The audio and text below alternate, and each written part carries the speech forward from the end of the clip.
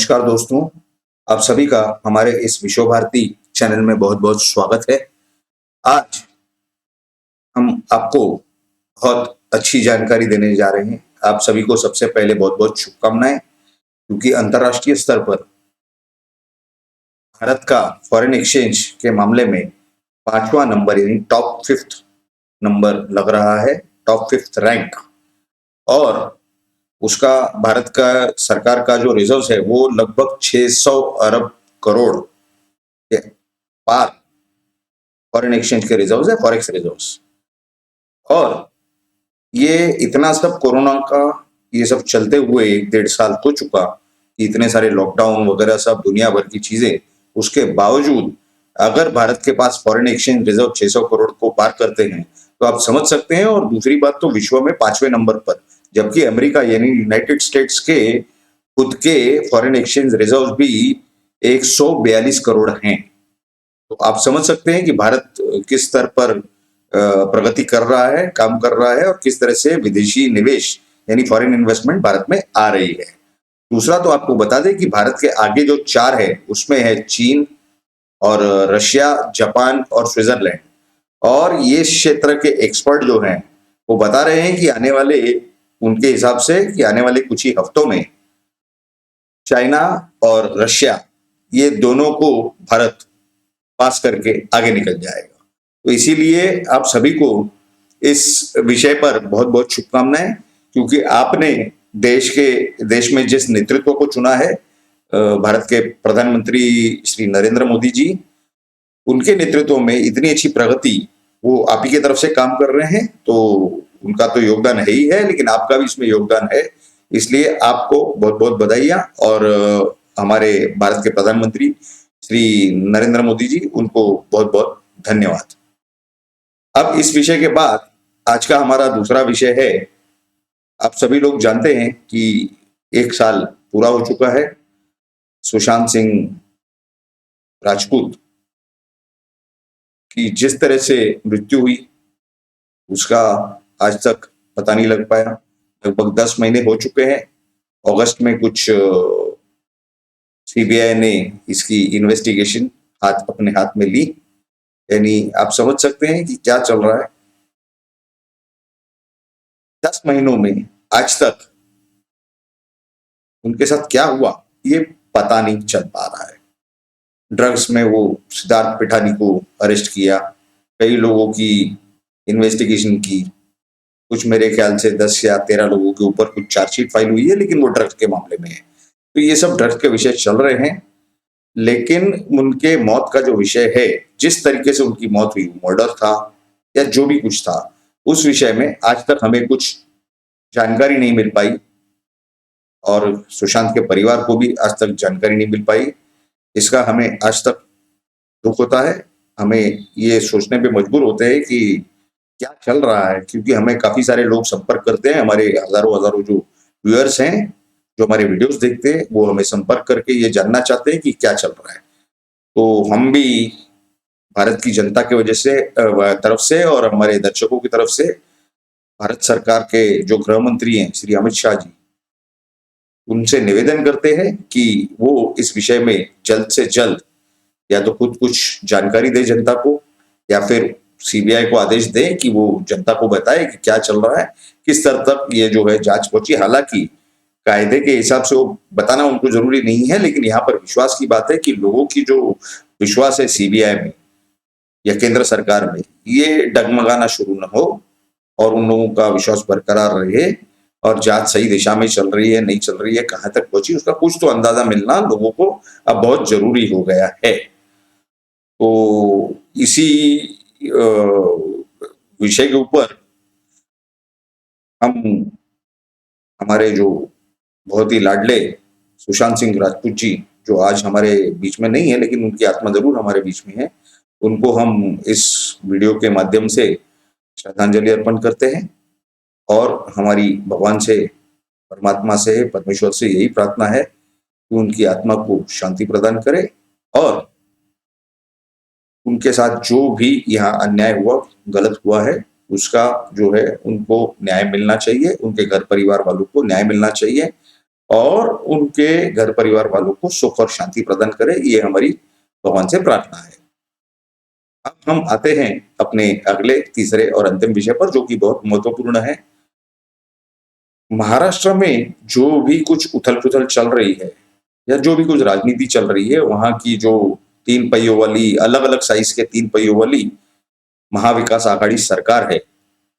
उसके बारे में बहुत ही अजीब-अजीब रोज़ के रोज़ जानकारियाँ मिल रही हैं। अभी आपने देखा होगा शायद टीवी पर, एक कुछ दिन पहले वहाँ के मुख्यमंत्री श्री उद्धव जी ठाकरे, ये भारत के प्रधानमंत्री सन्माननीय मोदी जी से मिलने गए और वहाँ के अपने 2 मंत्रियों को साथ में लेकर गए थे। एक कांग्रेस के थे और एक राष्ट्रवादी यानी एनसीपी पार्टी के थे उप मुख्यमंत्री। तो कहने का मेरा मतलब ये है कि ये जो जानकारी मिली, इसके साथ में एक और जानकारी आई कि शायद इस मीटिंग के पहले या इस मीटिंग के बाद उन्होंने सन्माननीय प्रधानमंत्री श्री नरेंद्र मोदी जी के साथ अकेले में मुलाकात की। यानी ये जो 2 लोगों को ले गए थे, 2 नेताओं को साथ में, उप मुख्यमंत्री और एक मंत्री, उन लोगों को साइड में रखकर इन्होंने अकेले में प्रधानमंत्री जी से बात की और उन्होंने इस बात के बाद में जब मीडिया से मुलाकात की तो उन्होंने कहा कि प्रधानमंत्री जी से बात की है, ठीक है, हमारी उनके साथ राजनीति की युति तो नहीं है, लेकिन हमारे संबंध तो पुराने हैं, भले हम राजनीति में एक साथ नहीं है महाराष्ट्र में तो भी। तो कहने का मेरा मतलब ये है कि उन्होंने जिस तरह का सिग्नल दिया, उसका इमीडिएट रिस्पॉन्स कुछ दिनों बाद, यानी आज से कुछ दिनों पहले, 2-4 दिनों पहले, आपको 2-4 दिनों के अंदर देखने मिला कि वो जो वेस्ट बंगाल में ममता बनर्जी के जो स्ट्रेटेजिस्ट थे प्रशांत किशोर, वो आए और उन्होंने एनसीपी के अध्यक्ष शरद पवार से मीटिंग की और वो मीटिंग की कुछ जानकारी मिल रही है कि काफी समय तक वो मीटिंग चली और उसमें क्या डिस्कस हुआ होगा, उनकी आपस में क्या चर्चा हुई होगी, इसके बारे में फिर एक प्रश्न चिन्ह राजनीतिक सर्कल में खड़ा हुआ। अब ये सब के बारे में किसी कुछ जानकारी मिले नहीं मिले, क्योंकि इससे पहले ये चल रहा था कि महाराष्ट्र के मुख्यमंत्री ने प्रधानमंत्री के साथ जो मुलाकात की है अकेले में, उसमें उनके क्या डिस्कशन हुए होंगे, नहीं हुए होंगे, अब तक वो नहीं क्लियर हो पाया। उसके बाद फिर ये एक और गुत्थी तैयार हो गई। अब ये गुत्थी तैयार होने के बाद में फिर आज सुबह और दोपहर के लगभग बीच में शिवसेना नेता है संजय राउत, उत्तर भारत के कहीं दौरे पे है, सब कार्यकर्ताओं पदाधिकारियों से मिलने के लिए, उनके पार्टी के, उनके दल के। तो उनका कुछ बयान मीडिया में दिखाई दिया, सुनाई दिया। मीडिया द्वारा जो प्रसारित हुआ उसमें कुछ ऐसा था कि उनका कहना था कि महाराष्ट्र विकास आघाड़ी की जो सरकार है उसमें मुख्यमंत्री ये शिवसेना के ही रहेंगे और 5 वर्ष कंप्लीट करेंगे, 5 वर्ष तक पूरा शिवसेना के मुख्यमंत्री रहेंगे। अब इतने स्पष्ट शब्दों में जब उन्होंने ये बात कही, इसका मतलब ये है कि ऐसा कोई विषय नहीं चल रहा था मुख्यमंत्री बदलने का या कुछ नहीं। उसके बावजूद अगर वो बयान देते हैं और वो महाराष्ट्र के जो मुख्यमंत्री और शिवसेना के प्रमुख है श्री उद्धव जी ठाकरे, उनके काफी करीबी माने जाते हैं, और जब वो इस तरह का बयान दे रहे हैं, यानी ऐसा लोगों का सोचना है या लोगों के जो विचार हैं वो इस तरफ गए, क्योंकि हमें जो संपर्क किया लोगों ने, जिन लोगों से भी हमारा जो जान पहचान है या जो लोग हमें रेगुलरली संपर्क करते हैं, हमारे साथ चर्चा करते हैं, उनका ये कहना था कि उनको ये लग रहा था, वो कहते थे कि हमारा ख्याल है कि कुछ तो हुआ है, वरना इन्होंने इस तरह का बयान क्यों दिया। अब ये हुई बात और इसके तुरंत बाद एक बयान आया एक ऐसे व्यक्ति का जो भारतीय जनता पार्टी में थे, श्री नाना पटोले, जो आज कांग्रेस के महाराष्ट्र के प्रदेश अध्यक्ष हैं। अब आप एक बात गौर कीजिएगा कि जब भारतीय जनता पार्टी की महाराष्ट्र में सरकार थी शिवसेना के साथ में, उस समय वो भारतीय जनता पार्टी में थे और आज वो वापस वहां पर है। तो ये सब जो भी आज जो महाराष्ट्र में हो रहा है, इसमें अगर एक बात कही जाए कि जब देवेंद्र फडणवीस यहाँ महाराष्ट्र में मुख्यमंत्री थे, उस समय जो ये बाहर के दूसरे पार्टियों के लोगों को लेकर अपने पार्टी के लोगों को डिमोरलाइज किया, उसका नतीजा तो वो आज भुगत ही रहे हैं। जिस तरह से वेस्ट बंगाल में हुआ, वो अपने आप में अपनी जगह पर एक बात है, लेकिन यही नाना पटोले आज कांग्रेस के प्रदेश अध्यक्ष होने के नाते वो उनका आज बयान आया है। उनका कुछ बयान इस तरह से आया है कि आने वाले सभी चुनाव जो भी महाराष्ट्र में होंगे, वो स्थानिक इकाई हो यानी कि नगर पालिका, महानगर पालिका, ग्राम पंचायत या जो भी, या जिला परिषद या फिर विधानसभा चुनाव, वो कांग्रेस अपने खुद के दम पर, खुद के बल पर लड़ेगी और उसमें किसी के साथ वो युति नहीं करेंगे। अब ये सब विषय होते हुए इसके पश्चात काफी लोगों ने हमें फिर से संपर्क किया, हमारे साथ काफी लोग चर्चा करते रहते हैं राजनीति के विषय पर।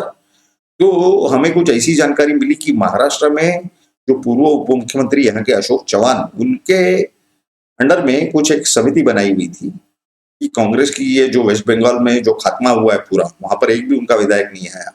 और इस तरह से भारत के कई प्रदेशों में ये जो हाल हुआ है वो क्यों हुआ है और उसके ऊपर क्या होना चाहिए।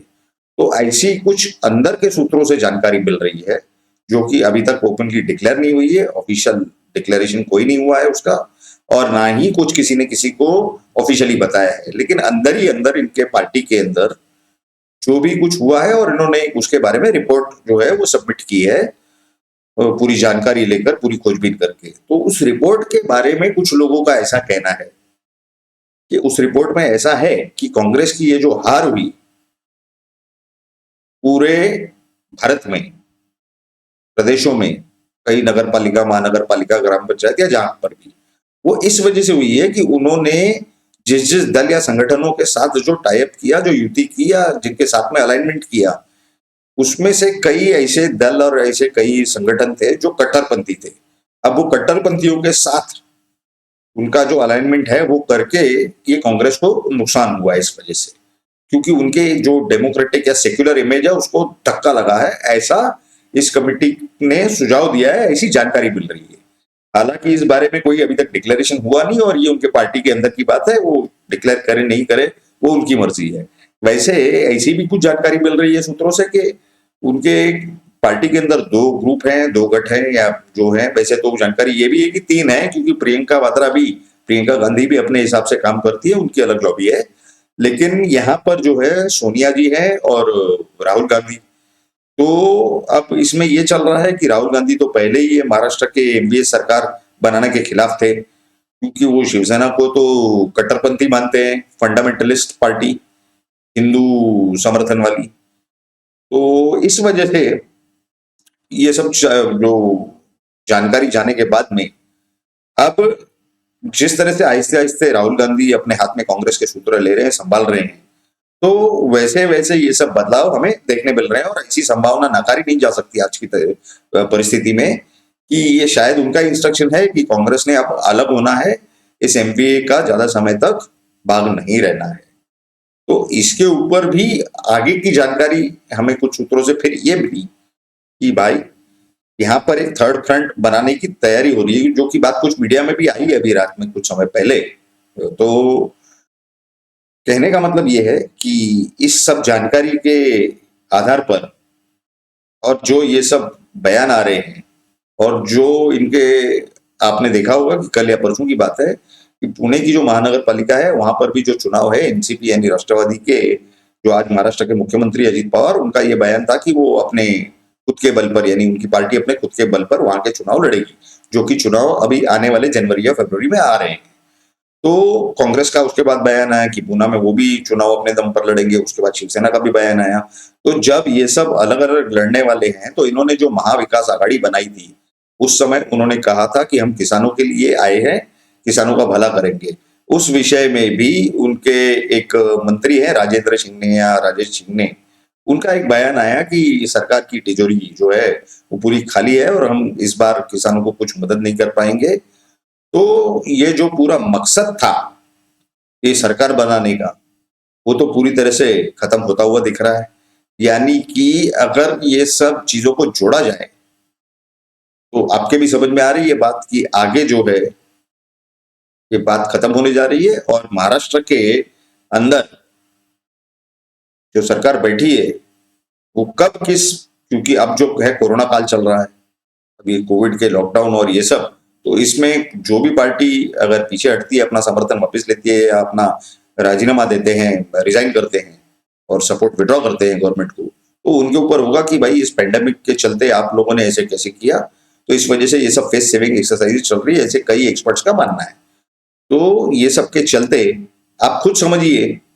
कि अगर तिजोरी में कुछ नहीं है, किसानों को मदद नहीं कर सकते, और पेट्रोल जो 100 या 101 रुपया है वो नरेंद्र मोदी और सेंटर के ऊपर ये लोग इल्जाम लगा रहे हैं, जबकि वो 100 के अंदर तो राज्य सरकार के खुद के स्टेट एक्साइज और सेस जो है वो लगभग 42 रुपए के आसपास है, और केंद्र जो जो ले रहे हैं